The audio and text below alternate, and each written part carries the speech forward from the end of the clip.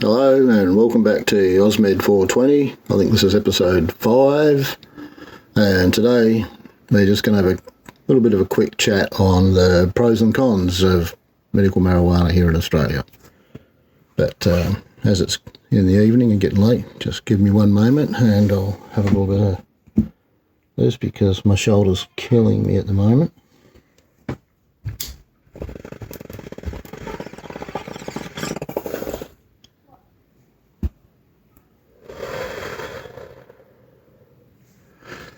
Right, well, yeah, the pros and cons. We'll start off with the positive stuff. Probably there's a few things, I guess. First off, you've got a really reliable source. It's, you get exactly what they say you're going to get. It's, what I'm smoking is 25% THC, and there's no doubt it's that powerful. It's good. It's, that's not the most powerful smoke out there by any means, but it's getting up there and it does the job. The other thing I like about it, I guess, is because you're getting medical marijuana, it should be grown organically. You know you're not going to be getting anything nasty on there in the way of pesticides and herbicides and that sort of thing. It's pretty good as far as that goes. Just bear with me. But so I guess that's one of the things, is that you're actually guaranteed a good quality, regulated, quality controlled smoke each time. And the availability is the other thing. It's going to be there whenever you want it. I've got scripts sitting there waiting to go, and every time I pick up the phone, it's not a problem. Out comes the next one. So, that's definitely a positive thing as well.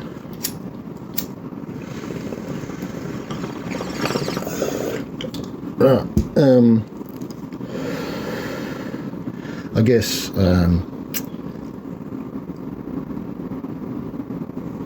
one of the other positives is your transport's taken care of. It's delivered directly to your door. It's not like you have to go out, trying to find pot anywhere. It's express, certified mail, so you get the knock on the door, you sign for it, you pick up your package.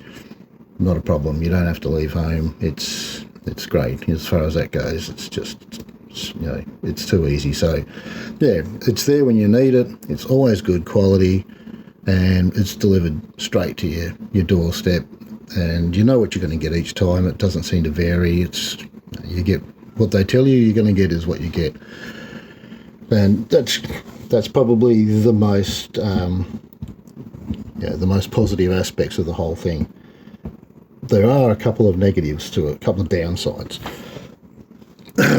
First off, and I guess anybody who's using Australian medical marijuana will tell you the same thing, is, well, I guess it depends a bit on what state you're in, but it's expensive. It's it's 15 grams. It's $240 to have it delivered to my door. I think only about $25 of that is the postage, and it's $215 for 15 grams, which essentially, let's round it around, that's half an ounce. Most of us use it of doing things in ounces and half ounces and quarter ounces. So you're sort of buying a half an ounce for $215, which here in South Australia is expensive. It's like twice what I would normally pay.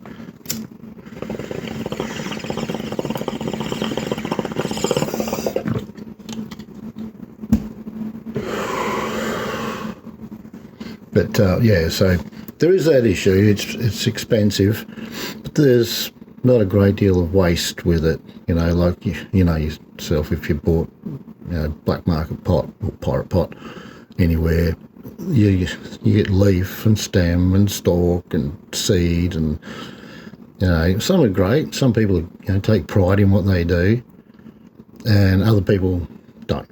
And it's just too much potluck. And the other thing is, how are they growing it? Do they find a bit of spider mite on there and just hit it up with a fly spray?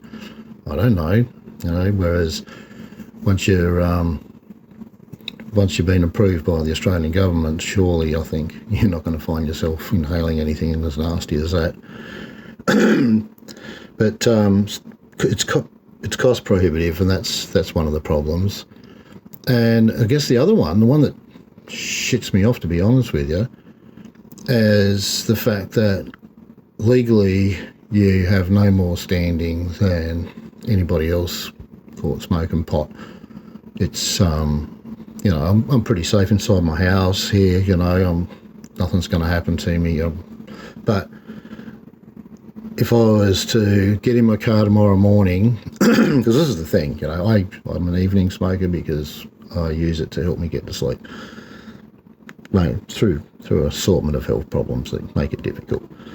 But I'll get up tomorrow morning, and of course I'm going to be as good as anybody else. It's not as if there's going to be any impairment there, as most people who've smoked for any amount of time would know, that pot, the buzz, the stone, the impairment from pot is short-lived.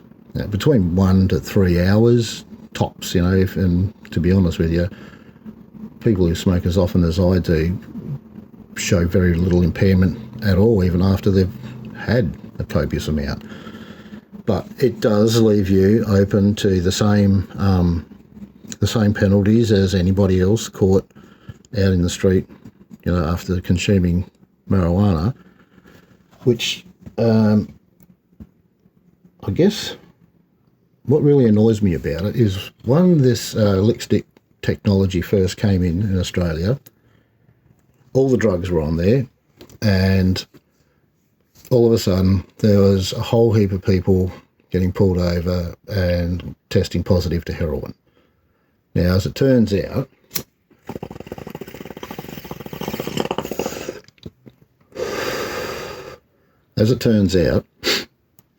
any opiate, because they're all coming from the same plant, they're all coming from the poppy, any opiate, whether it be heroin or any of the morphine derivatives, any of the huge amount of different painkillers that are derived from it, would all show up on the stick.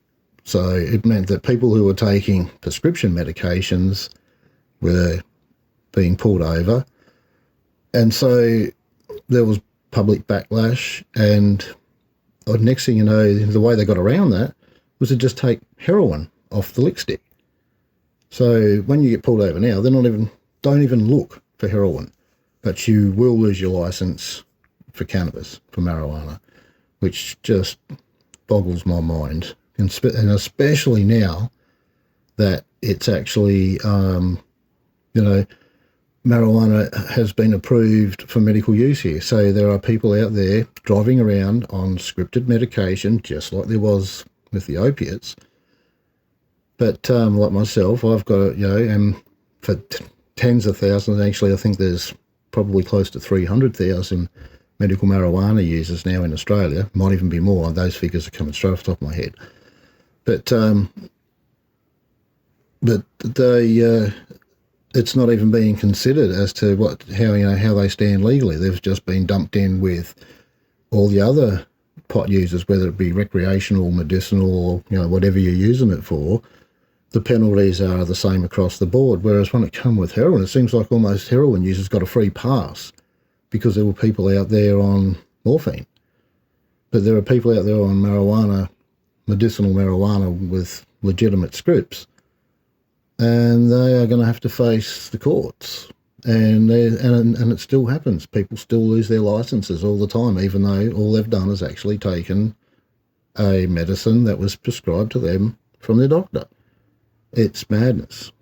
So that's probably the biggest downside to medical marijuana, is that there's actually been no legal mechanism put in place to protect people who are using it for absolutely legitimate purposes.